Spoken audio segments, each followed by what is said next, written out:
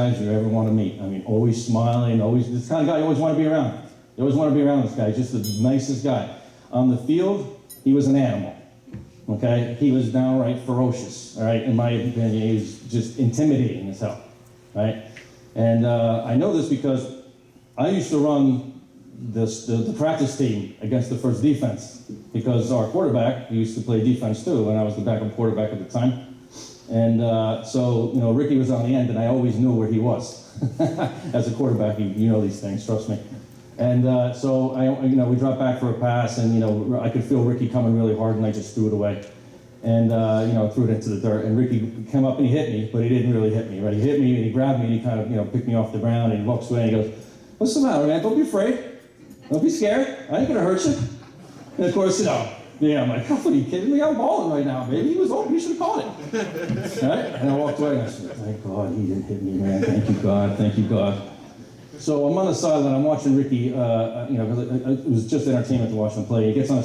They ran the ball towards him, and he went and he hit this guy so hard. It was one of the loudest hits I've ever heard. He hit the guy so hard he broke his own face mask.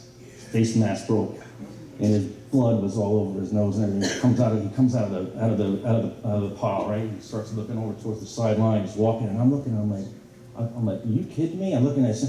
He just got cuts all over him. He's dirty uniform. He takes off his helmet in pieces. His screws are off pieces, and there's blood all over his face and everything. And I'm thinking, he's going to come right out of the end and goes, "Hey, I need another helmet. Give me another helmet."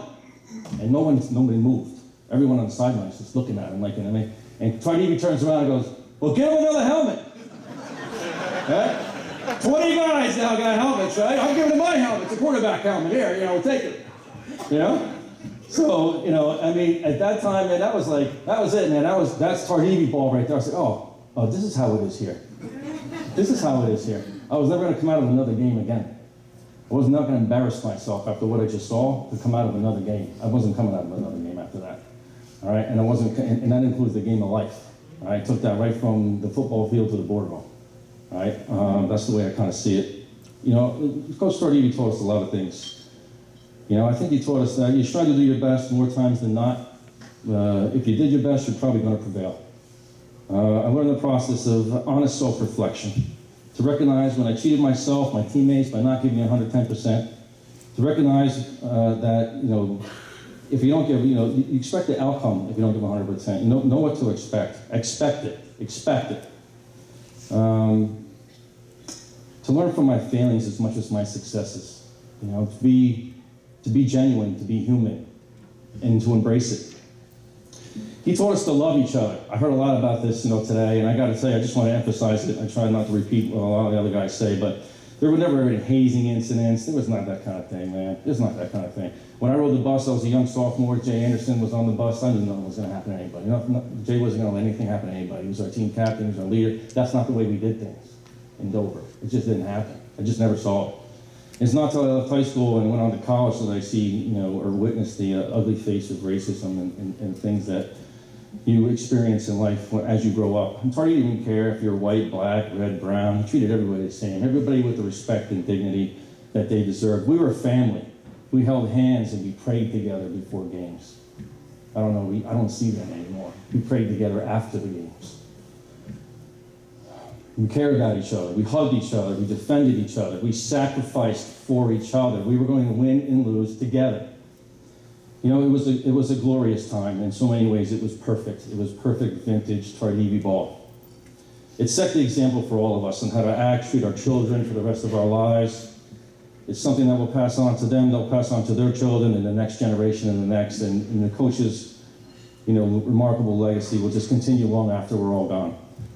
There's an old quote by a famous American sports writer named Grantland Rice, and he's talking about class. And he says, class is a very hard thing to define.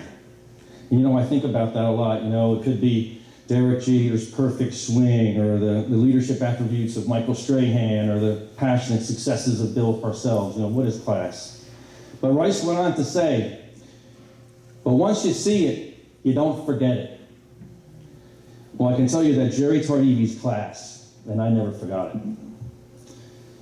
Tardive's always been more than just a football coach to all of us. I think in many ways, he's a Dover icon. He's a bigger-than-life personality who cared so very deeply about all of his players. Everyone who played for him had a deep-rooted respect for him. You wanted to please him. You heard about it tonight. A couple of other guys were saying you didn't want to disappoint him, man. It was legitimately bothersome. Legitimately bothersome. Give you a pit in your stomach when he gave you the Tardive glare when you knew you weren't doing it, right? The commitment and dedication and focus we all applied to every single practice was about more than not letting him down, though. It was about not letting yourself down. It was about not letting down the guy next to you.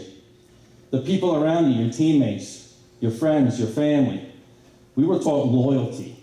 We were accountable to each other. We took it seriously, man. These weren't just words. It meant something to us. It gave us a sense of purpose. It gave us a sense of urgency in life. I truly can't imagine what my life would be like if I didn't play Dover football. I'm a better person today because of it. I'm a better person today because, Mr. Beliveau talked about this, about being around, Dover's coach. He told me to be a giver instead of a taker, to be a winner instead of a loser, to be a champion instead of vacillating and capitulating in the face of hostility and adversity. To begin preparation for success with the single most basic fundamental winning attribute, and that's believing in myself, especially when no one else did. Arnold Schwarzenegger said some things. He said, to be successful, you have to ignore naysayers, work like hell, trust yourself, break some rules, don't be afraid to fail. Well, you're going to find the naysayers in every turn that you make, and over any corner there's going to be the naysayers. Just don't listen to them, ignore them, trust your vision. Know exactly where you're going and how you're going to get there. Well, Tardive taught us those principles very on in life. When I was 15 years old, he was teaching me that. The papers picked us to go on 4-4. We weren't a 4-4 team. We weren't average. Mediocrity is for Morris Hills, not for us. Right? This wasn't going to happen. All right, it just was in our heads, and we really believed it. So, we told us, you're coasting through life, you're out there partying, you're horsing around, you're not really paying attention. There's always another guy out there that's working hard. He's staying focused, he's getting better, stronger, faster, smarter. He's out there winning. And he wants you, he's coming for you, and you're going to meet him someday. We didn't hear, these principles in the graduation speech. We smelled it in our sweat, we tasted it in the dirt. And we felt it in pain. You can't climb the mountain and grab the glory if you're sitting on your hands. Marty Schottenheimer used to call the glory the gleam. He used to get in the middle of the huddle with his guys and he used to tell them, there's a gleam out there, gentlemen. Let's go out and get it. He was talking about the gleam that came off the Lombardi trophy as you moved it back and forth in the light. Well, Tardive taught us to chase the gleam. It's been an unbelievable journey for Dover's coach. He's touched and influenced so many of us along the way. And for those of us who have the opportunity to play for him, there's a piece of him in each and every one of us. However, as good a coach that he was, he's even a better person. Someone who sincerely and genuinely cared about his players beyond the confines of the gridiron and the wins and the losses. There are so many of you in the audience who know exactly what I'm talking about. And I think you heard it just, and the gentleman up here just saying some of his experiences. I think every single one of us have things to say in our personal lives where the coach made a difference. So let's get right to it. Coach Tardive's football accomplishments are unprecedented in Dover High School history. During a 13-year period between 1982 and 1994, Dover's coach made the state playoffs 9 out of 13 years, including a period between 1984 and 1989 where he made the state playoffs 6 years in a row. During this time, he made it to the state championship game 5 times. Dover's coach was a conference champion 3 times in 86, 88, and 92. He brought home the glory and won it all in the state championship twice, both in 1984 and in 1992. Dover's coach was selected Coach of the Year by the Morris County Football Association in both 1984 and 1986. In 1997, he was selected to the New Jersey Scholastic Coaches Association Hall of Fame. In the year 2000, he was inducted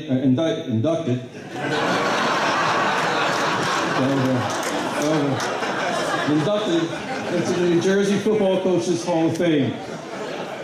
And in the final analysis, Dover's coach had an overall record of 95, 34, and 2, making him the winningest head coach in the 100-year history of Dover High School football. So ladies and gentlemen, brothers in Dover football, the moment we assembled here all today has finally come.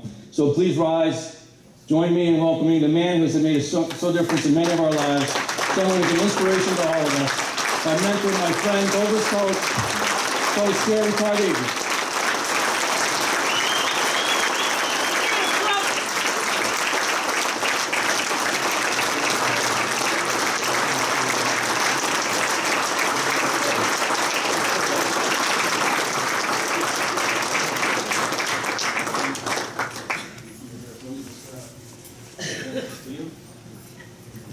So like the others, on behalf of all the Dover football players who've ever played for you, both present and not, we'd like to offer this football to you as a token of our appreciation for everything you've done for us. Thank you, Coach. We love you. God bless you.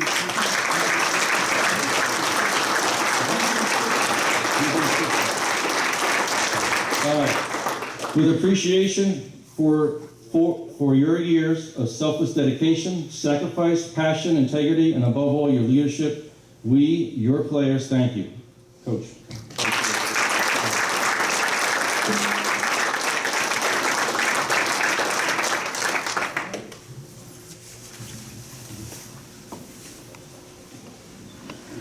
I don't know, it's been just an outstanding night, and I can't begin to tell you how much I appreciate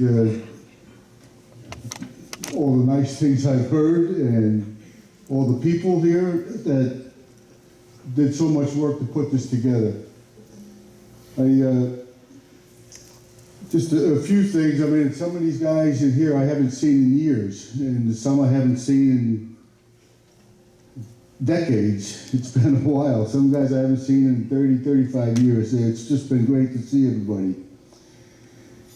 The time I was at Dover, I was very fortunate to have great support from a lot of different areas, and some of our administration at the time gave us great support, and that made a difference. And the town of Dover was always behind us. They were excited about football.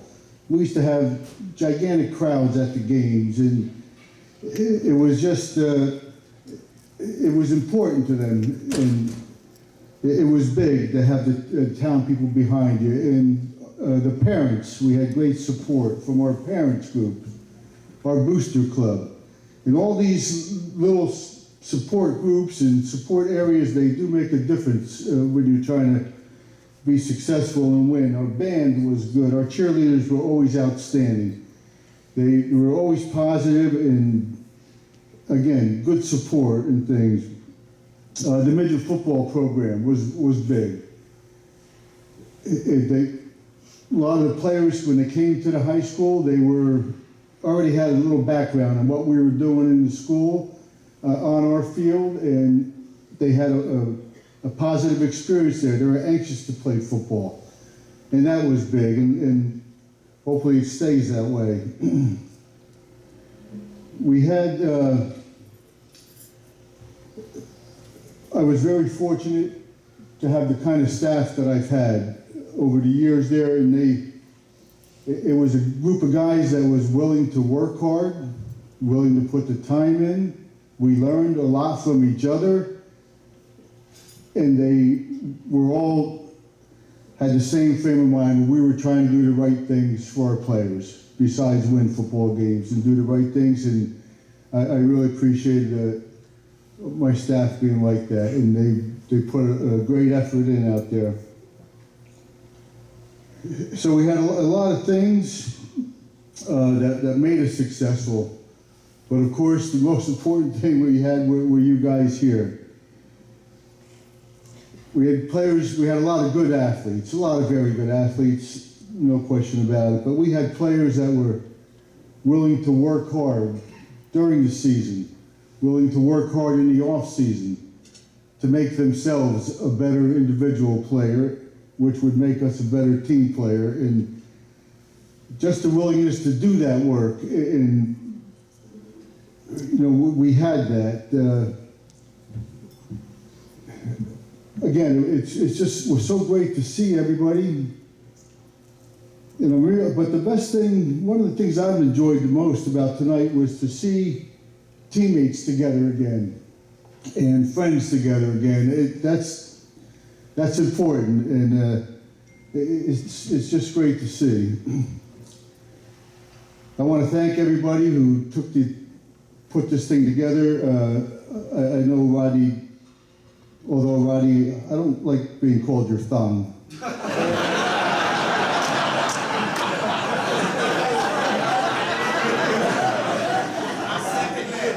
I have been called worse, but that wasn't it. But no, I want to thank you for all you did. It was outstanding, and I know you had a lot of other help, and I just want to thank everybody for doing it. And I want to thank you all for coming tonight.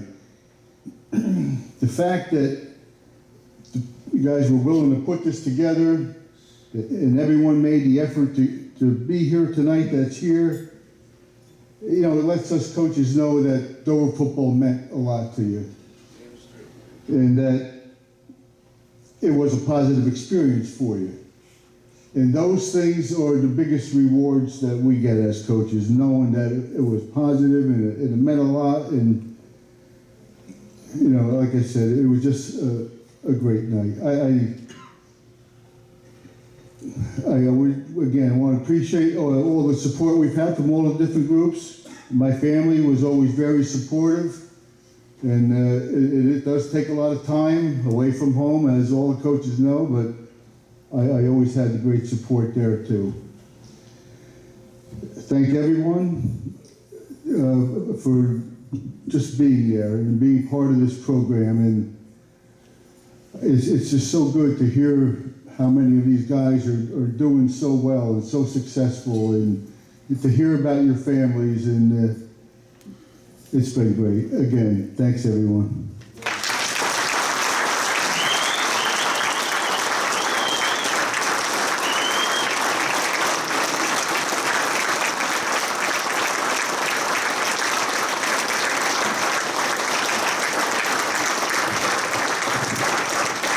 All right, Dover family, we're going to conclude.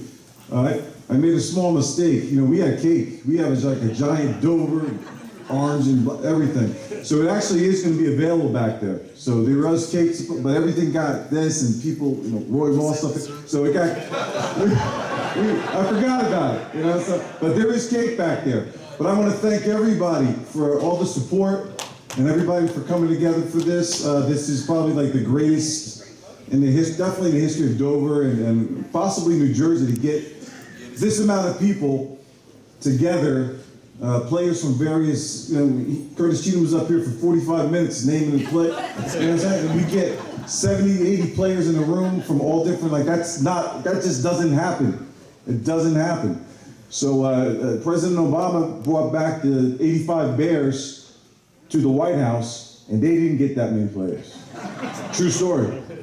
So I want to thank everybody for everything, and the coaches, thank you. That's what we want to hear. Thank you. There is cake and everything. Thank you very much. Thank you.